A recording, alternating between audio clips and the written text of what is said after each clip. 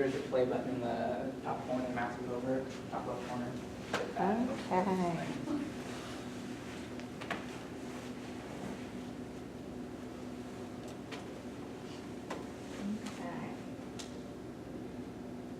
Okay, go ahead and start. Welcome, my name is Daniel, and today we are going to be covering the 7 wonders of the ancient world. The majority of these are actually destroyed, so you can't see them as they once were, but you can go and see the ruins where they used to be. So have any of you, I'm guessing, been students, and you realized, it's coming towards the end of semester and I'm just burned out. I don't want to keep going and studying anymore, like, what use is this? Well, you need some kind of vacation, something kind of pick me up. So I recommend going to see the 7 wonders of the world, ancient world that is. There's several different sets of wonders. This set is a broad one, mostly covering the Middle East, where most of civilization started. So it'll take a bit of travel, but it's well worth it. The very first one on our list is the Pyramid of Giza. It's in Egypt, and this was created in 2560 BC, was when it was initiated. It's a fairly large pyramid. It was built for one of the great kings of the time who's being buried.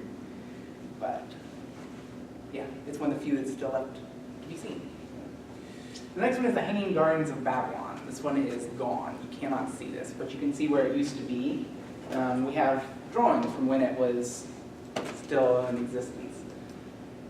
The next one would be Zeus. This one is also gone, but you can, again, see where it was. This was found in Greece.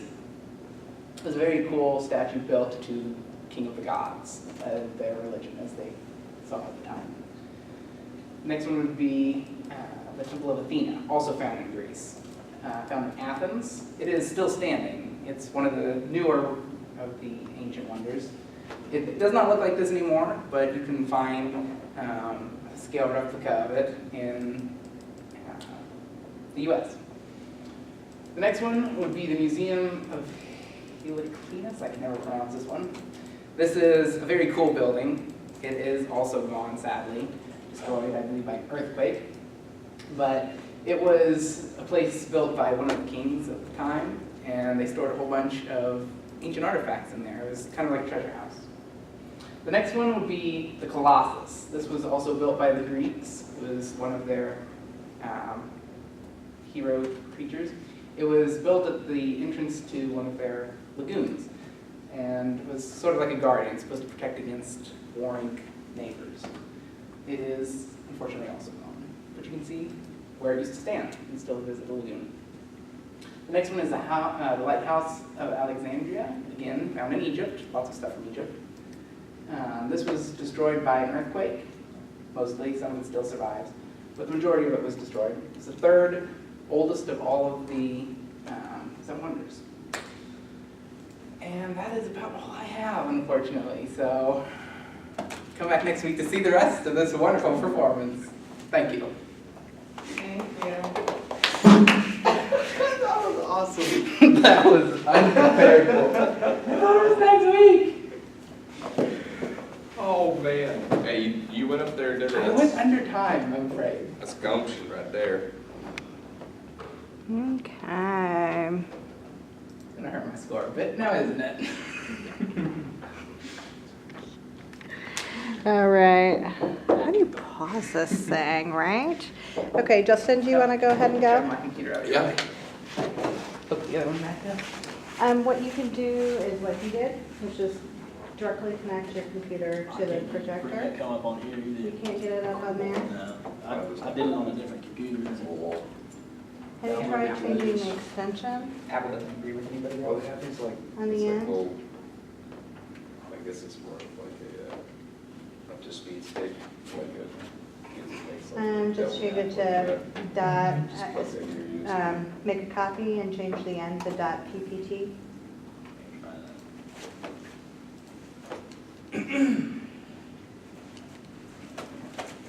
Just continue right before. Okay, did this get hooked back I in? didn't feel like guessing the rest of that time period. Sure could have come up with something. Do that in a minute. Because I've got yours one is still the fine. same thing ended up there. This Are now. you able, you're not able to open it on your computer, is that what you're saying? I did it on my. Would you like this? I did it on my work. I get it. Yeah. So Did how you many email slides it do you yourself? have? 17? I put it had on the your full number of console. slides, I only filled like 12. Oh. I had some stuff at the conclusion, but I wasn't gonna stand there for 3 minutes waiting for the conclusion to roll up. I put it on here because this is the way it works, so I I figured. mean, I could have BS for another 2 or 3 minutes probably, but Colossus of Rhodes was modeled after me. All right, here we are. I've heard of it, I've never seen it. Was that like a real picture of it, or was that just? Hey, Justin, that was your representation. focus, are you ready? Yes. All right, I'm gonna get on up here. I'm gonna get this thing going. Oh, God. The mouse. No, you're fine. I think you pulled it off earlier. so They it's did, probably yeah. fine. Oh my gosh.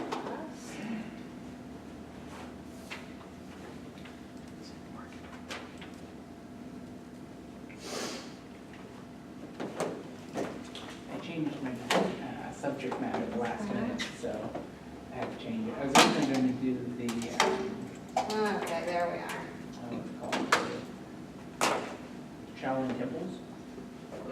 But then decided to switch it over to this and make it Okay. historical travel. Everybody, and remember, you have to do 2 reviews of the speaker, Are we which supposed to write these means on something specific or just take our own notes? take your own notes on a separate piece of paper that you turn in. Can I see a piece of your paper, sir? Yes. I don't think I brought it. And then, so we're, with him, we're like at 50%, right? Oh, Of participants. Right, so if you need to do 2, you're coming up closely on not having enough to do 2. Okay, let me know when you're ready. I'm ready. All right. 27, 98, 78 north, and 86, 92, 50 degrees. This won't mean much to you, but it's the coordinate for the peak of Mount Everest at 29,000 feet above sea level. At this point, you can see the world curve. Hundreds of tourists visit Nepal each month to do exactly that. Through in-depth research, I discovered that many new things about Nepal emerge daily, including the unique history, the colorful characters, and unparalleled beauty that it holds within the vast landscapes. I will be speaking on those topics today with the intent of broadening your knowledge of Nepal. Furthermore, Nepal's history is not as extensive as other countries due to it being foggy and more recent. This is due to the Hindu caste system being introduced in the 5th century, which allowed only the elite to become literate and then proceed to record history. With Nepal's history its focus was on the Kathmandu Valley. Unlike other small countries, Nepal does not submit. Nepal has a lengthy history of war with 10 recognized wars within the last 400 years. The British swiftly seized Nepal in 1768 and recognized it as a country, and then battled again in the Anglo-Nepalese War in 1814 for its independence. Nepal's primary contribution to the world stage was in both world wars, where Gurkha warriors were supplied to the Allies. Gurkhas are fierce warriors trained from birth, like Spartans. Nepal's most recent battle was within itself, which was a 10-year-long civil war, ending in 2006. The governing history is similar to other Southern Asian countries. The Likavas ruled from 450 to 878. The Takuri kings and its families co-ruled from 602 to 1200. The Maya dynasty emerged and ruled from 1200 to 1768. The mountains have been occupied for many years. Anthropological excavations reveal that the valleys have been inhabited since 9000 BC. Nepal's current residents are cultural descendants of an ethnic group known as the Kanatis that have been in the area for over 3,000 years. Nepal's landscape is beautiful and rapid. Deciduous forests cover 37% of the forest. 30% is uninhabitable rocky landscape covered indefinitely with snow. 1% is urban development. The remaining surface area is used for agriculture and nomadic life. The economy is unique. Nepal has been involved in the spice trade almost as long as India has, since about the 1500s. Mount Everest is housed here, around up there, which creates very much tourism and economic gain. The country's services sought out are mountaineering, rock climbing, cultural immersion, and cross-country skiing. Peak tourism times are from October to November, and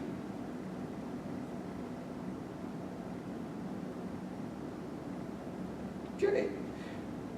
Nepal is considered as South Asia. It is a landlocked country, although it maintains many vast networks of underground spring water and also underground caverns and tunnels. It covers approximately 56,000 square miles. The environment is various and rapidly changing. With over 100 peaks only covering the aforementioned 30%, the rest is subtropical. Its lowest elevation point is 338 feet, which is lower than Indiana. There is a long-standing network of foothills that nomadic families still travel along.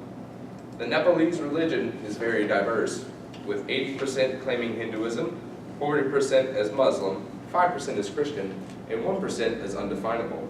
A common folktale details how the Hindu lords Vishnu, Brahma, and Shiva visited every town in the form of deer. There are over 100 recognized temples. The locals are very ingrained with saving face. They believe it is better to be nice to someone's face. They are very hospitable and must always be polite. It is not uncommon to be invited into a stranger's house and then asked to come again. A common greeting is, "Have you ate yet?" For me, never enough. Nepalese customs orbit around cleanliness. When dining, it is polite to offer other guests as much as possible. But if you were to touch someone else's food, it would be considered unclean and then thrown away. Many dinners are eaten on the floor, unless at a restaurant, and it is also rude to step over someone or their meal. The majority of the country lives below the poverty line, on the equivalent of less than $1 a day. Although they rank 100 on the World National Happiness Index with a 4.4 out of 5 in the ideal life fulfillment. The people have a great work ethic and value activity, practicing Tai Chi regularly. The Nepalese love to shop. Bazaars are traveling markets filled with American clothes and various off-brand products. Spices are sold heavily as they are essential to the culture. Even in markets, they are polite. It is rude to deny a first offer, which is usually the best. Locals love to laugh. Nepali is the spoken language, which is a mix of Indian and Chinese, but with less interpretation of pronunciation, so humor transfers better. A day out in the valleys would include a picnic. Guns, cooking-ware, and drinks are brought, and they make the most out of their day out. To recap, I just covered one of the 3 main features essential to Nepalese life. Those were the culture, the local superstitions, and the history of how it came to be.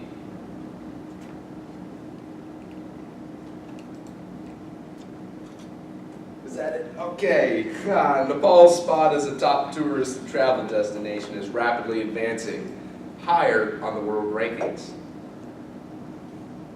This is mostly due to handsome activists increasing the awareness of this unique country.